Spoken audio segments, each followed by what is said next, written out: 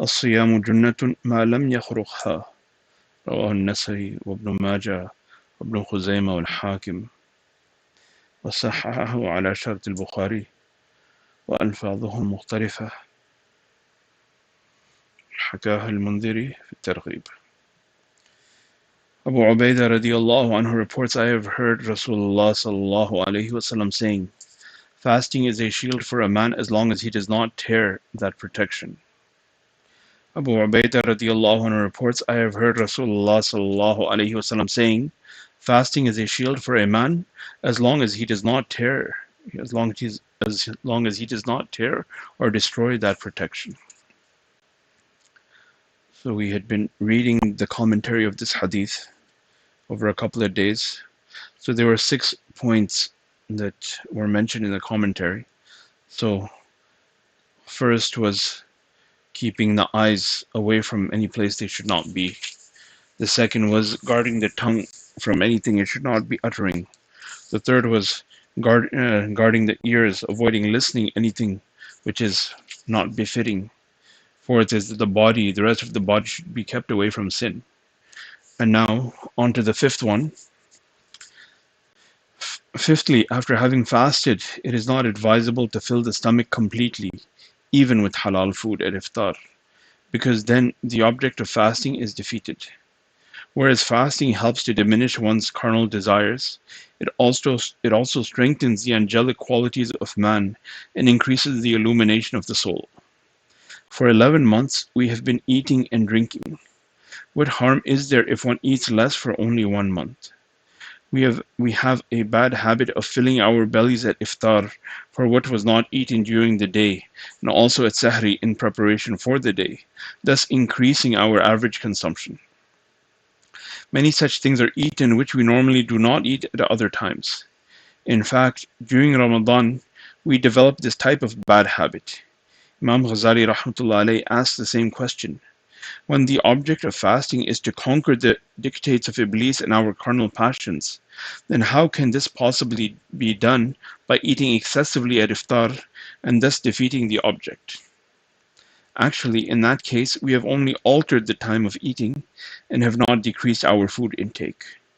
Moreover, by having so many types of delicacies which we do not have out of Ramadan, and many people also have the habit of keeping special food items for Ramadan. Therefore, after fasting the full day, we consume even more than we do in normal times. The result is that instead of lessening the carnal desires, these are considerably increased. The real benefit of fasting is the lessening of carnal desires. This depends on staying somewhat hungry. Fasting has various objectives and benefits as the observance of Shari'i injunctions, which is the ultimate aim. Our Nabi sallallahu alayhi wasallam said, Shaitan flows through the body of man like blood. So close up that path by remaining hungry. All the limbs are spiritually nourished when the body is starved, and when the body is stuffed, then all the limbs are spiritually starved. Another object is that fasting gives us the chance of appreciating the plight of the poor and destitute, and thus engender sympathetic feelings toward them. G.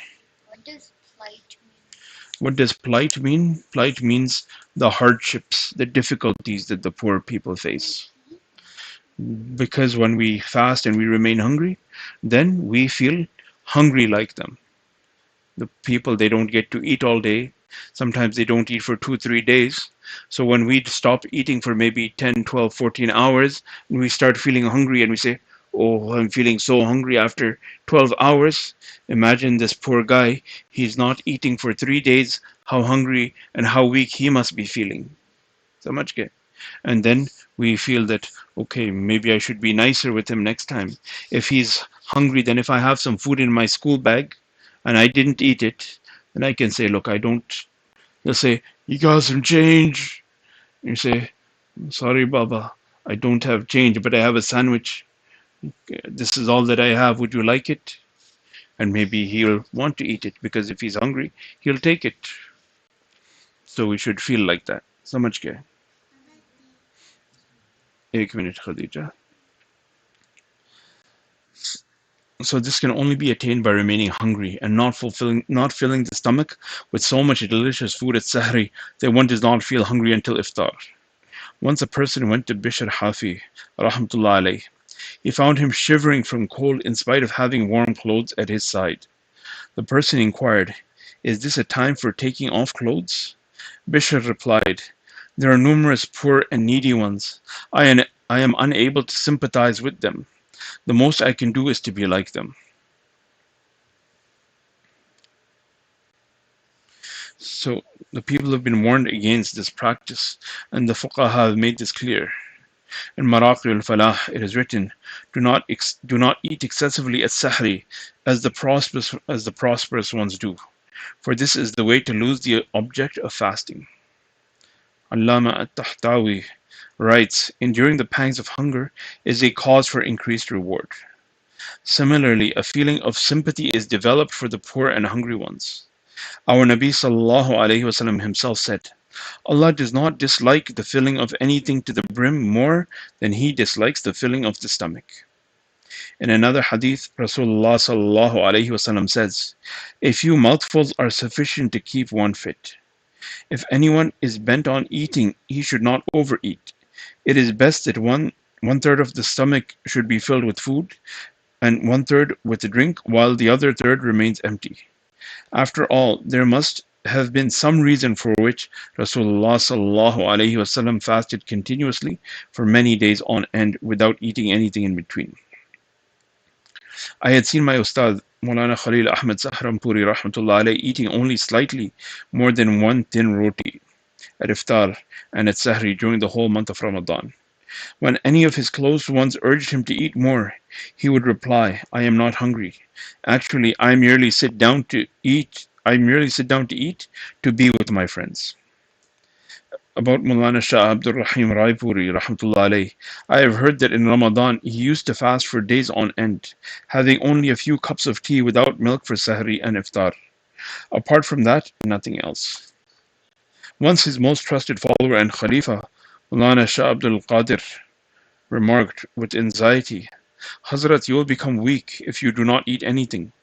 To this Maulana Shah Raipuri rahmatullah alayh replied, "Praise be to Allah, I am experiencing something of ecstasy of Jannah. May Allah grant us all the ability to follow such pious ones." My teacher would also mention about this that, so although, we take these examples of Rasulullah sallallahu alaihi wasallam, the Sahaba radiallahu anhum, our pious elders, how they would, Rasulullah sallallahu alaihi wasallam, it was his habit that, sometimes it would be such that no food would be cooked in his house for 2 months. The hadith mentions that 3 moons would pass, and there was no fire lit in the house of Rasulullah sallallahu alaihi wasallam. So food was not cooked in his house. Other ahadith mentioned that there were not 2 days straight that Rasulullah sallallahu alaihi wasallam had sufficient barley to fill his stomach. So this is something that is established in hadith, and this was from the practice of Rasulullah sallallahu alaihi wasallam. And Mullah Zakaria rahmatullah alayhi was mentioning about staying hungry to weaken one's desires. When Rasulullah sallallahu alaihi wasallam in this famous hadith about marriage, he says, "Man istata'a minkum al-ba'ata falyatazawwaj, wa man lam yastati' fa'alayhi bis-sawm, fa innahu lahu wija'." So in between he says, فَإِنَّهُ أَغَضُّ لِلْبَصَرِ وَأَحْسَنُ لِلْفَرْجِ. So whoever can get married, he should do it because it will help him to lower his gaze and protect his private parts. But the one who is unable, let him fast. Let him fast. Fast. Let him fast continuously because it is something which will crush his desires. So this is something that we see. Allah says, لَعَلَّكُمْ تَتَّقُونَ, that the objective of fasting and what we are hoping to achieve through fasting is taqwa.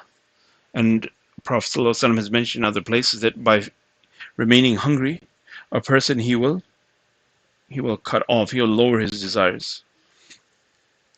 So in Ramadan also, we should try to act upon this. My teacher Maulana Asim used to mention that the women are in the habit. Sometimes it's the men who are requesting this of the women. Sometimes it's the women from their side that they want to, you know, have nice fancy foods and so on. And the women spend most of her day in the kitchen fasting and cooking and preparing fancy dishes.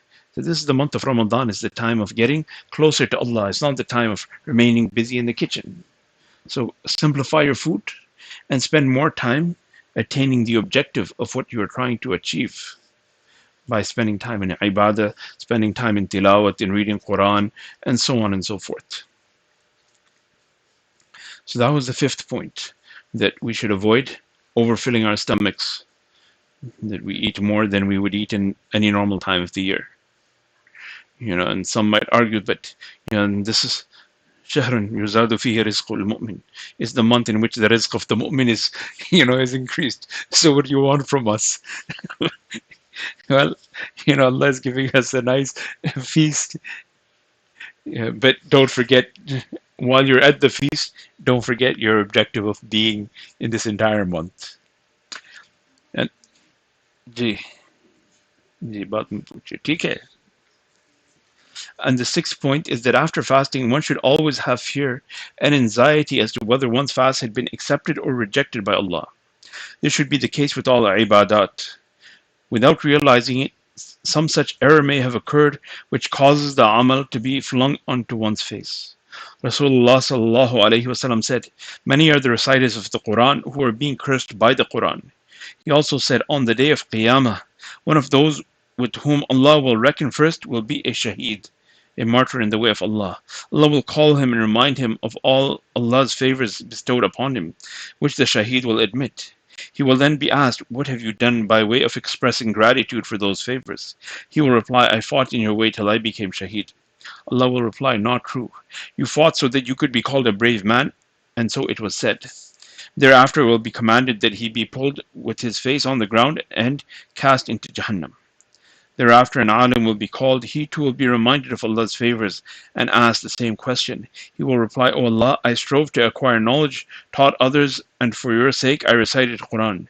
He will say, 'Not true. You did all that merely to be called learned, and so it was said.'